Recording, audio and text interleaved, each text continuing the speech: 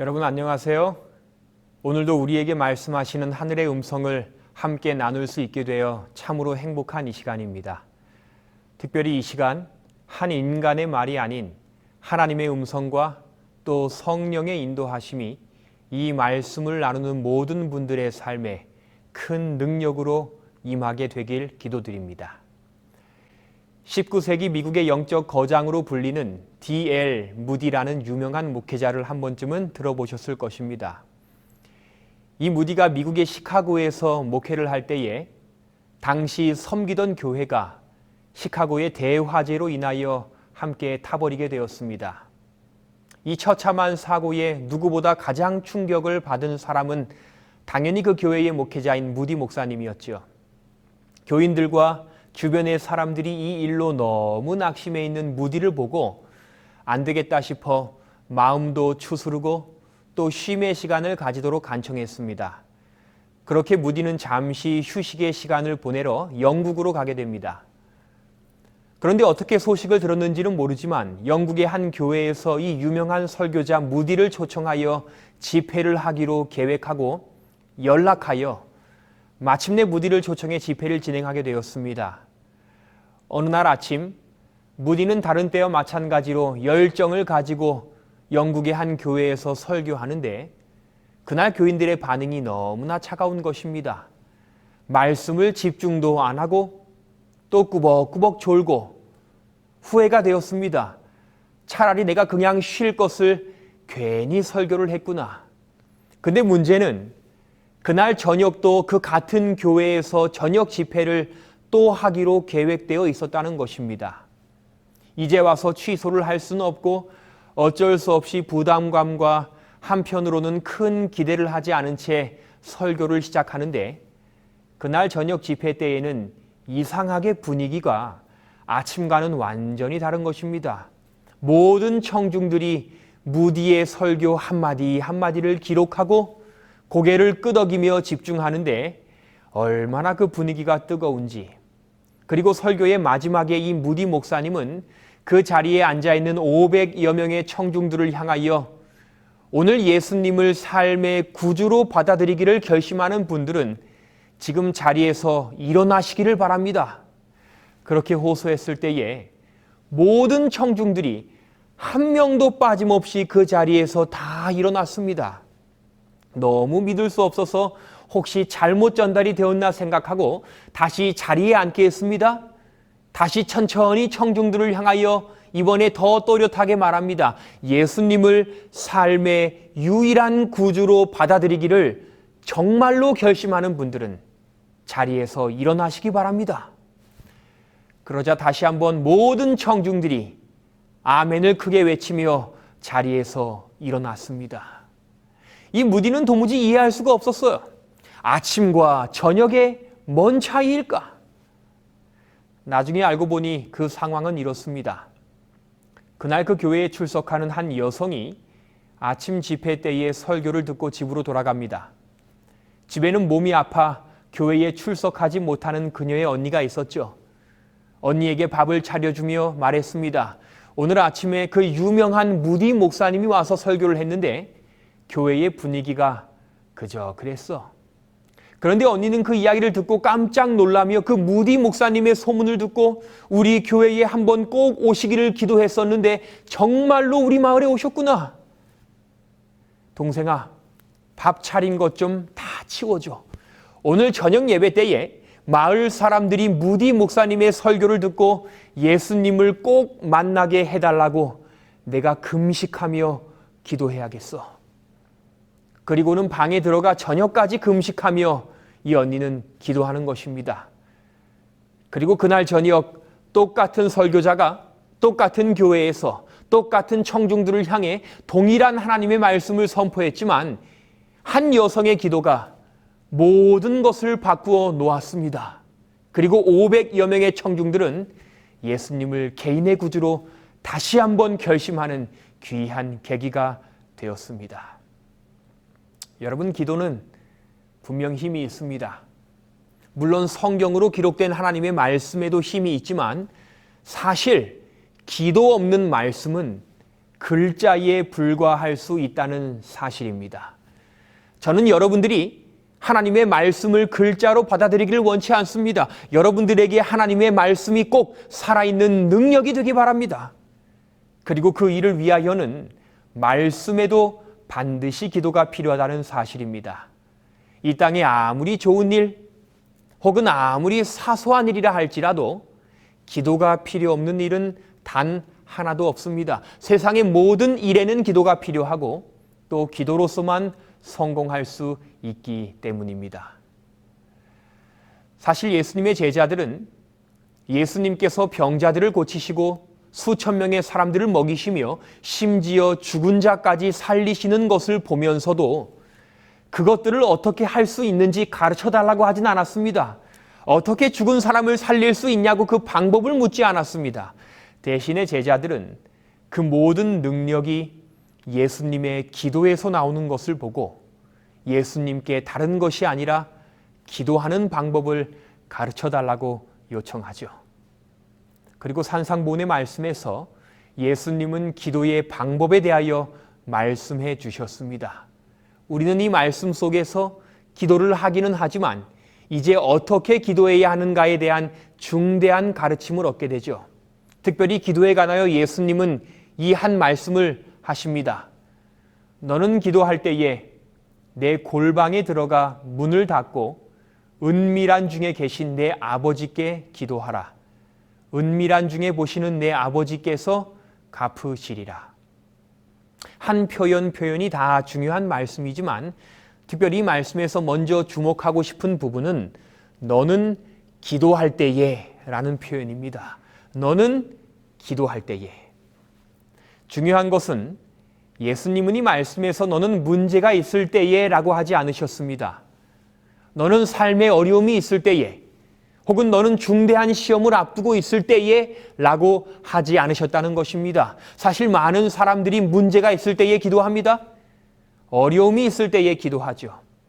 시험을 앞두고서는 정말 최선껏 기도합니다. 오래전 학창시절, 특별히 대학 입시를 앞두고 있던 때를 기억해보면 그때는 정말 학생 누구에게나 다 중요한 시기죠. 그리고 같이 공부하는 친구들이 얼마나 열심히 공부하며 동시에 기도하는지, 특별히 평소에 전혀 신앙과는 거리가 먼 친구들도 시험을 앞두고는 아주 열심히 기도하는 모습들을 참 많이 보았습니다. 사람은 누구나 헤쳐나가야 할 문제, 이루어야 할 소원, 혹은 미래의 불안감이 있을 때에 기도합니다. 그러나 오늘 예수님께서 우리에게 알려주시는 기도 생활의 한 가지 중대한 원칙은 기도는 단순히 우리에게 발생한 문제를 해결받기 위한 목적의 도구가 아니라는 것입니다. 문제가 있을 때에 골방으로 들어가라고 하지 않으셨어요. 불안할 때에 골방에 들어가 기도하라고 하지 않으셨습니다. 대신 규칙적이고 일정한 기도의 삶을 이야기하십니다.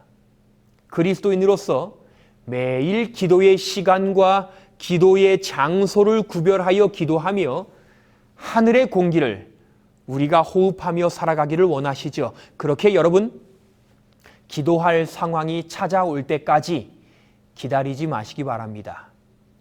기도할 일이 생길 때까지 기도하기를 기다리지 마시기 바랍니다. 그러면 늦습니다. 마라톤 선수들은 달리기를 하다가 땀을 많이 흘리기 때문에 당연히 갈증을 느끼게 됩니다. 근데 중요한 것은 이 선수들이 갈증을 느끼면 이미 늦은 거라는 사실입니다. 이미 몸은 긴 여정을 견딜 수 없는 상태가 되어버린 것입니다.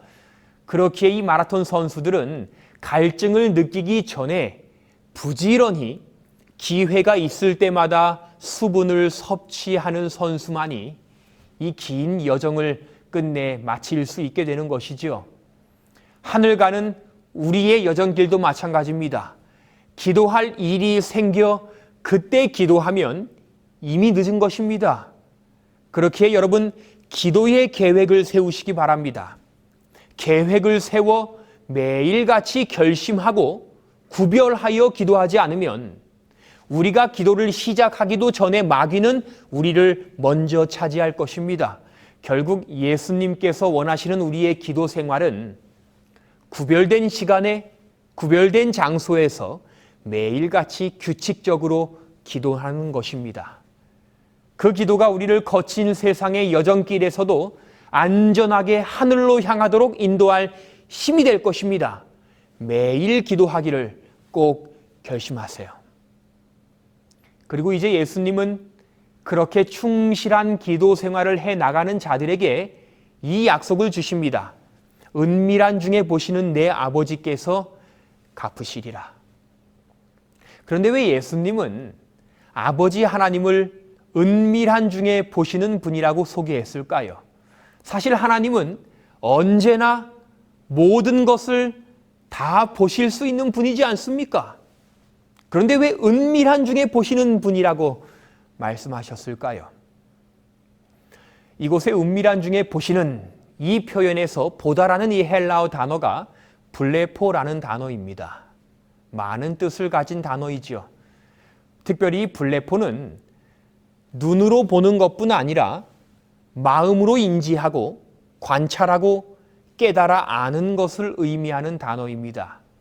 즉 바꾸어 말하면 우리의 기도를 들으시는 하나님은 우리의 삶에 아주 은밀한 것까지 이 땅 아무도 몰라주고 또 이해하지 못하는 부분들까지도 그분은 인지하시고 마음으로 공감하여 주시는 분이라는 것이지요. 이 사실에서 여러분 힘을 얻으시기 바랍니다. 사람이 사람에게 기대하면 자주 실망만이 남습니다. 가장 가까운 가족이라 할지라도 나의 마음을 다 알아주지 못합니다. 그것을 기대하지 마세요. 하지만 감사한 것은 오늘 우리의 기도를 들으시는 하나님은 우리의 마음속 아주 은밀한 것까지 다 알아주시고 또 공감해 주시는 하나님이시라는 사실입니다. 무엇보다 하나님은 미래를 아십니다. 우리의 삶이 이끌려 갈 방향을 아십니다. 그래서 엘렌 화이트의 기도라는 책에는 이런 글이 있는데요. 믿음은 하나님께 모든 것을 맡기고 의지하는 것, 곧 하나님께서 우리를 사랑하시고 또 우리에게 가장 유익이 되는 것이 무엇인지를 아심을 믿는 것이다. 믿음은 두리뭉실한 것이 아닙니다. 대신 믿음은 두 가지를 믿는 것입니다. 먼저 하나님이 우리를 사랑하신다는 사실을 믿는 것입니다. 하나님은 우리를 사랑하십니다. 하나님은 정말로 여러분들을 사랑하십니다. 그런데 우리의 믿음은 여기서 끝나지 않습니다. 이제 두 번째의 단계로 우리의 믿음은 나아가게 되는데 그것은 바로 우리를 사랑하시는 하나님께서는 우리에게 가장 유익한 것이 무엇인지를 이미 다 아신다는 것입니다. 오래전 제가 군에 입대할 때에 저의 마음속에 가장 큰 염려는 안식일 문제였습니다. 요즘은 군에서도 안식일에 다른 일과가 없기 때문에 예배 드리는 일이 참 수월해졌지만 제가 군에 입대할 때만 하더라도 막 주 5일 근무가 시행되려던 때여서 안식일을 지키는 일이 명확하게 해결되지는 못했습니다. 그 문제를 위하여 정말 오래전부터 기도하며 준비했죠. 그리고 논산에 있는 육군 훈련소에 입대하여 한 주 한 주 훈련을 받으며 그나마 그 논산 훈련소 안에는 재림교회가 있어 큰 어려움 없이 안식일을 지킬 수 있었지만 이제 염려는 훈련을 다 마치고 2년 동안 지낼 부대로 발령받은 다음의 일이었습니다. 그러던 중에 한 가지 저의 마음에 희망이 되는 소식이 있었는데 그것은 다른 부대에 가지 않고 논산 훈련소에 남아 조교로 군 복무할 사람들을 선발한다는 소식이었습니다. 당연히 훈련소 내에는 교회가 있어 큰 어려움 없이 안식일을 지킬 수 있기에 저에겐 참으로 좋은 기회였습니다. 이것이야말로 하나님께서 허락하신 인도하심이라 확신하고 꼭 합격하게 해주시기를 열심히 기도하며 응시하게 되었습니다. 신체 검사도 하고 면접도 보고 이런저런 평가들을 한 다음에 이제 최종 관문인 부대의 지휘관과의 면접만이 남아 있었습니다. 면접 시간을 기다리며 마음속으로 기도하고 이제 면접 시간이 되어 지휘관을 마주하고 자리에 앉아 기다리는데 저에게 하는 말이 자네는 모든 것이 다 좋은데 한 가지 안식일을 지켜야 한다는 것이 큰 고민이 되네. 자네 안식일을 조금만 양보해서 격주로만 지키겠다고 약속하면 바로 합격시키도록 하려는데 어떻게 하겠는가? 그래도 다른 부대에 가서 안식일을 전혀 지키지 못하는 것보다는 격주로라도 안식일을 지키는 것이 더 좋지 않겠는가? 그 말을 듣는 순간 얼마나 저의 마음속에 속상함이 들던지, 특별히 그 부대의 지휘관을 향한 속상함이 아니라 하나님께, 하나님 제가 열심히 기도하지 않았습니까? 제가 저 편하자고 이곳에 있으려는 것이 아니라 하나님을 더 잘 섬기기 위하여 이 부대에 있으려 하는데 이렇게 저의 기도에 속상하게 응답하시면 저는 어떻게 해야 합니까? 그리고 그 지휘관의 제안에 정중하게 죄송하다고 말씀을 드리고 그 일을 포기하게 되었습니다. 방으로 돌아와 자리에 앉아 가만히 있는데 제 능력이 부족해서 탈락한 것이면 차라리 덜 속상하겠어요. 그런데 다른 것들은 다 좋은데 정작 신앙의 이유로 안 된다고 하니 이것이 얼마나 속상한지, 더군다나 기도도 참 열심히 했거든요. 문제없이 합격하게 해달라고. 그런데 막상 이렇게 되어버리고 나니 마음을 잡을 길이 없어요.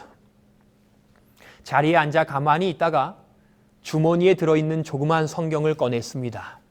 말씀들을 읽을 마음은 들지도 않았죠. 그냥 그 성경 맨 앞장에 친구들과 선후배들이 적어준 짧은 편지들이 있었어요. 그것들을 하나하나 읽어보는데 그 중에 한 글귀가 저의 마음에 들어왔습니다. 진수야, 하나님은 너가 어디에 가 있던지 너를 사랑하셔. 잘하고 와. 하나님은 너가 어디에 가 있던지 너를 사랑하셔.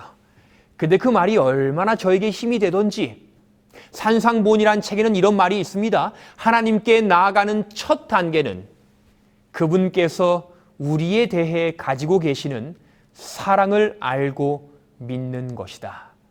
여러분, 우리가 하나님께 기도할 때에 우리가 가져야 하는 가장 첫 번째 마음은 하나님께서 우리를 사랑하신다는 확신, 바로 그 마음이라는 것이지요. 그리고 그 마음이 저를 바꿨습니다. 그래, 하나님은 나를 사랑하시지? 내가 이런 일로 우울해질 필요가 없지. 나의 기도를 응답하시 않는다고 내가 속상할 필요가 없지. 나를 사랑하시는 하나님께서 이제 나를 위해 분명 더 좋은 길을 준비해 놓으셨겠지. 그리고 시간이 흘러 저는 한 특수부대로 배치를 받게 되었습니다. 염려 반 기대 반으로 그 부대에 도착한 첫날 저의 모든 마음속 답답함이 해결되었습니다. 하나님께서는 제가 그 부대에 오기 전 1년 전에 이미 천사를 보내셨더라고요. 학교의 후배가 선임병으로 그곳에 있는데 저의 안식일 문제를 직접 다 해결해 놓았어요. 거기에서 2년 동안 단 한 번의 안식일도 예외 없이 교회에 다니며 얼마나 재미있게 신앙생활을 하게 되었는지. 아까 그 글귀를 다시 한번 읽어드립니다. 믿음은 하나님께 모든 것을 맡기고 의지하는 것, 곧 하나님께서 우리를 사랑하시고 또 우리에게 가장 유익한 것이 무엇인지를 아심을 믿는 것이다. 사랑하는 여러분, 믿고 기도하시기 바랍니다. 당장은 원하는 대로 응답되지 않아도 낭망하지 마시고 하나님을 믿으시고 기도하세요. 그분은 여러분들을 항상 최고로 사랑하십니다. 결코 실망하지 않을 응답을 허락하십니다. 은밀한 중에 보시는 내 아버지께서 갚으시리라. 우리의 상황과 마음을 다 아실 뿐 아니라 상상하지도 못할 최고의 방법으로 갚아주시는 하나님을 의지하시며 기도하시는 모든 분들의 삶이 되길 바랍니다. 무엇보다 기도는 문제 해결의 도구가 아닙니다. 대신 기도는 호흡입니다. 기도할 일이 생길 때까지 기다리지 마시고 기도를 계획하시고 기도하기를 결심하심으로 여러분들의 삶에 날마다 하늘의 공기로 새롭게 되는 경험이 있기를 바라고 그 일이 꼭 실현되기를 더욱 마음으로 기도드립니다. 본 영상을 보시고 신앙 상담을 희망하시는 분은 화면의 전화번호로 연락 주시기 바랍니다.